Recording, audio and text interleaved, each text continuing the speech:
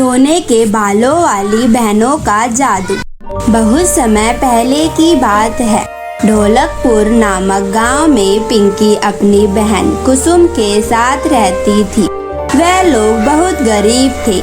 उनकी माँ कौशल्या जंगल से लकड़ियाँ काट कर उसे शहर ले जाकर बेचा करती थी और उसी से उनके घर का गुजारा चलता था। कौशल्या ने लकड़ियाँ बेचकर अकेले ही अपनी दोनों बेटियों का पालन पोषण किया था। कौशल्या की दोनों बेटियां जब बहुत छोटी थी तभी उसका पति परदेश कमाने का जाने का बोलकर हमेशा के लिए कौशल्या और अपनी दोनों मासूम बेटियों को अकेला छोड़कर चला गया। तब से कौशल्या ने अकेले ही घर की भाग दौड़ को संभाल रखी थी। कौशल्या की दोनों बेटियां अब बड़ी हो चुकी थी और कौशल्या वक्त की मार से उम्र से पहले ही बूढ़ी हो चुकी थी। माँ का हाथ बटाने के लिए पिंकी और कुसुम गांव-गांव जाकर फूल बेचा करती थी। एक दिन कौशल्या अपनी बेटियों से कहती है, अरे बेटा, मैं जंगल लकड़ियाँ लाने जा रही हूँ, शाम तक आ जाऊंगी, तब तक दोनों बहनें अपना अपना ख्याल रखना। तभी पिंकी कहती है, रुको माँ, खाना बन गया है, मैं जल्दी से खाना लगा देती हूँ, आप खाना खाकर ही जाना। कौशल्या खाना खाकर हाथ में कुल्हाड़ी लिए जंगल की तरफ निकल जाती है। वहीं दूसरी ओर पिंकी और कुसुम भी जल्दी से घर का सारा काम खत्म करके फूल बेचने निकल जाती हैं। तभी रास्ते में पिंकी कहती है, फूल ले लो, सुंदर सुंदर ताजे ताजे फूल ले लो। अरे काकी, आप तो मंदिर जा रही हो, बिना फूलों की भगवान की कैसी पूजा? ये फूल लेकर जाओ। बेटी, मैं तुमसे यह फूल नहीं ले सकती हूँ क्योंकि मेरे पास फूल खरीदने के पैसे नहीं हैं। काकी, तो क्या हुआ, अगर आपके पास पैसे नहीं हैं तो यह फूल ले लो और मंदिर जाओ और देखना भगवान आपकी मनोकामना जरूर पूरी करेंगे। जुग जुग जियो बेटी, सदा खुश रहो। काकी खुशी खुशी फूल लेकर मंदिर चली जाती है। तभी कुसुम कहती है, पता नहीं ये पिंकी की बच्ची अपने आप को समझती क्या है, जैसे कोई महारानी की बेटी हो। अरे पिंकी, क्या जरूरत थी उसको फ्री में फूल देने की? तुमने देखा नहीं कुसुम, थोड़े से फूल से ही काकी कितनी खुश हो गई। अरे पैसे तो हम और किसी से भी कमा लेंगे, लेकिन काकी बिना पैसों का जो इतना सारा आशीर्वाद दे कर गई हैं, वो दुनिया के किसी भी दौलत में नहीं खरीदी जा सकती है। तुमसे तो कुछ बोलना ही बेकार है, कुछ कहो तो अपना ज्ञान का पिटारा ही खोल कर रख देती हो। अरे घर चलाने के लिए पैसों की जरूरत होती है और हम पैसे कमाने के लिए ही फूल बेचते हैं, ना कि आशीर्वाद कमाने के लिए, समझी? पिंकी बहुत ही दयालु और विनम्र स्वभाव की थी। वह मुसीबत में आए हर किसी की मदद किया करती थी। वहीं कुसुम पिंकी के इस दया भाव से बहुत ज्यादा चिढ़ती थी। इधर कौशल्या जंगल से लकड़ियाँ काट कर घर जाने वाली होती है कि तभी उसे जंगल में कुछ आवाजें सुनाई देती हैं। कौशल्या इधर उधर देखती है और कहती है, शाम होने वाली है, अब ज्यादा देर जंगल में रुकना ठीक नहीं है, मुझे जल्दी ही घर के लिए निकल जाना चाहिए। कौशल्या लकड़ियाँ उठाकर घर आने ही वाली होती है कि तभी एक जख्मी हिरण भागता हुआ उसके पास आता है और वहीं गिरकर बेहोश हो जाता है। हिरण को देखकर कौशल्या कहती है, अरे यह हिरण तो बहुत ही ज्यादा घायल है, लगता है किसी ने इसे बहुत ही बेरहमी से इसका शिकार करते हुए इसे जख्मी कर दिया है। पता नहीं लोग अपने शौक को पूरा करने के लिए इन मासूमों के साथ ऐसा क्यों करते हैं, इसका तो बहुत खून बह रहा है। कौशल्या अपनी आंचल से कपड़ा फाड़कर उस हिरण को बांध देती है और उसे अपने साथ घर ले आती है। हिरण को देखकर कौशल्या की छोटी बेटी कुसुम बोलती है, माँ, आप इस हिरण को अपने साथ क्यों लेकर आई हो? माँ, यह हिरण तो काफी ज्यादा घायल है। तभी वहाँ पर पिंकी आ जाती है और वो भी अपनी माँ से कहती है, अरे हाँ माँ, इसका तो काफी ज्यादा खून निकल गया है। माँ, आप यहीं रुको, मैं अभी हल्दी का लेप बनाकर इसकी पट्टी कर देती हूँ। इससे इस हिरण के जख्म जल्दी से भर जाएंगे। कुसुम जा जल्दी दौड़कर पानी लेकर आ। नहीं, मैं नहीं जाऊंगी, तुम्हें लाना है तो खुद जाकर ले आओ।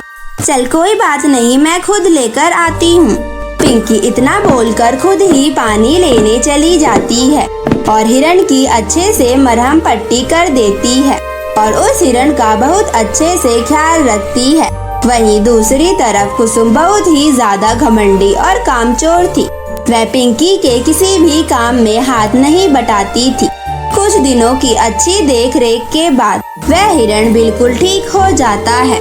एक दिन पिंकी उस हिरण को घास खिलाते हुए बोलती है, हे प्यारे से हिरण, तुम ठीक तो हो ना? मुझे पता है अब तुम बिल्कुल ठीक हो गई हो और अच्छे से चल फिर सकती हो। मैं आशा करती हूँ तुम्हें यहाँ रहने में कोई परेशानी नहीं होगी। चलो अब तुम घास खाओ, मैं चलती हूँ, मुझे थोड़ा काम है। अगले दिन पिंकी जब नहाकर बाहर आई तो उसने देखा उसके सिर के सारे बाल गायब हो गए हैं। यह देखकर पिंकी बहुत ही ज्यादा डर गई और वह रोने लगी और पिंकी रोते हुए कहती है, हे भगवान, ये मेरे बालों को क्या हो गया? मेरे बाल कैसे गायब हो गए? तभी वहाँ पर कुसुम आती है और बोलती है, ओहो पिंकी, ये क्या हो गया? तेरे सर के बाल कहाँ गए? पिंकी, मैं तुझे बताना भूल गई, वो मैं शैम्पू की बोतल में बाल हटाने वाली दवाई रख दी थी। कहीं तूने उसे तो अपने बालों पर नहीं लगा लिया? हे भगवान, अब क्या होगा? कुसुम, काश तेरी वजह से मेरे सारे बाल टूट गए। तेरी इस लापरवाही ने मुझे जिंदगी भर के लिए गंजी बना दिया। अब मैं किसी को अपना मुँह दिखाने लायक नहीं रही। पिंकी, मुझे माफ कर दे। पिंकी, ये ले, ये शैम्पू लगा कर देख, शायद तेरे बाल वापस आ जाएं। बहुत ही अच्छा शैम्पू है, मैं कल ही इसे बाजार से लेकर आई हूँ। यह सब बाहर खड़ा हिरण सुन लेता है और पिंकी को इस तरह रोता देखकर उस शैम्पू पर वह जादू कर देता है। कुछ देर बाद जब पिंकी उस शैम्पू से बाल धोकर बाहर आती है तो उसके सर पर बहुत ही सुंदर सोने के बाल आ जाते हैं। यह देखकर कुसुम हैरान हो जाती है और बोलती है, अरे वाह पिंकी, अभी तो तेरे सर पर एक भी बाल नहीं थे और ये एकदम से तेरे सर पर सोने के बाल कहाँ से आ गए? पिंकी कुसुम की बात सुनकर हैरान हो जाती है और वह कहती है, क्या कहा तूने? मेरे सर पर सोने के बाल? हाँ पिंकी, मेरी बात का यकीन नहीं है तो खुद जाकर शीशे में देख ले। अरे हाँ, ये तो सच में मेरे बाल सोने के हो गए हैं। पर कैसे? मेरे बाल सोने के कैसे हो गए? तभी एक परी की आवाज आती है, पिंकी, तुम अपने बालों को लेकर बहुत दुखी थी ना? क्या ये आवाज कहाँ से आ रही है?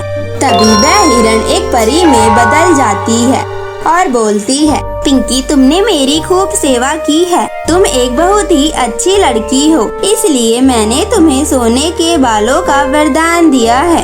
पिंकी, अब तुम्हें किसी भी तरह की परेशानी उठाने की जरूरत नहीं है। तुम्हारे बाल सोने के हैं।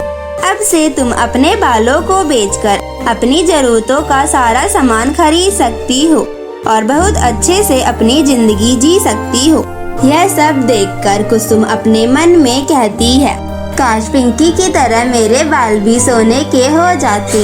अपनी बहन को यूं उदास देखकर पिंकी कहती है, परी जी, आपका बहुत बहुत शुक्रिया। परी जी, आपने मुझे जो वरदान दिया है, मैं चाहती हूँ कि मेरी तरह ही यह वरदान आप मेरी बहन कुसुम को दे दीजिए। प्लीज परी जी। ठीक है, ऐसा ही होगा। कुसुम के बाल भी अब से सोने के हो जाएंगे।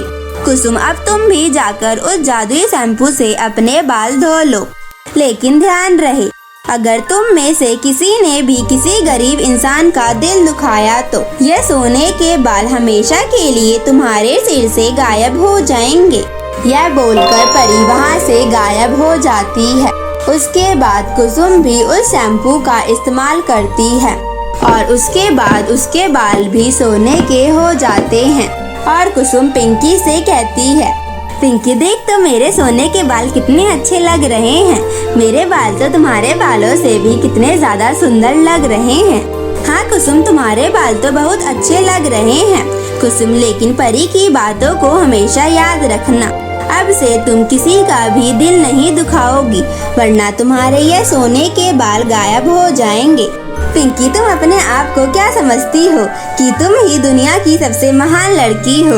अरे मुझे भी अच्छे बुरे की समझ है, समझी? तुम अब जाकर अपना काम करो। इतना बोलकर कुसुम बाहर चली जाती है। बाहर हर कोई कुसुम को बहुत ही हैरानी से देख रहे थे। हर कोई उसके सोने के बालों की खूब तारीफ करते हैं।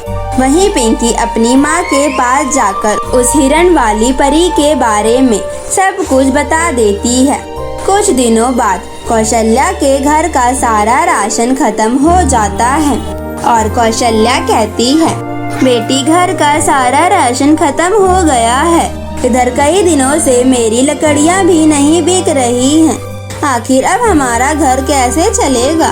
तभी पिंकी को उस परी की बात याद आती है और वो अपने बालों में से कुछ सोने के बाल तोड़कर अपनी माँ को देती है और बोलती है, माँ ये लीजिए, ये बाल बेचकर घर का सारा सामान ले आइए।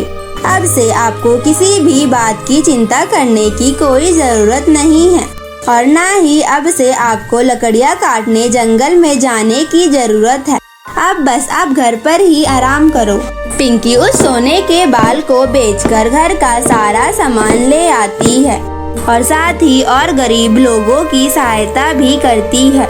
वहीं दूसरी तरफ कुसुम किसी की भी मदद नहीं करती है, बल्कि वह तो अपने बालों को बेचकर अपने लिए नए नए कपड़े और मेकअप का सामान, शॉपिंग, यह सब करने लगती है।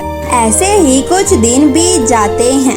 फिर एक दिन उसके दरवाजे पर एक बूढ़ी अम्मा आती है और खाने के लिए कुछ मांगती है। कुछ खाने को दे दो बेटी, बहुत जोरे से भूख लगी है।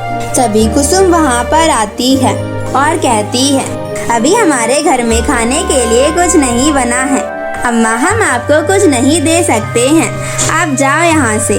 तभी वहाँ पर पिंकी आती है और कहती है, कुसुम ऐसे किसी को खाली हाथ अपने घर से नहीं भेजते।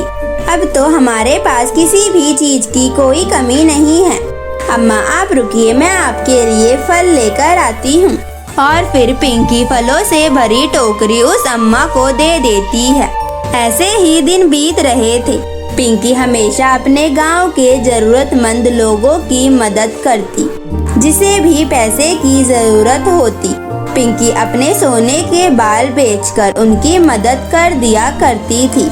लेकिन कुसुम ऐसा बिल्कुल भी नहीं करती है। और एक दिन कुसुम मंदिर जा रही होती है।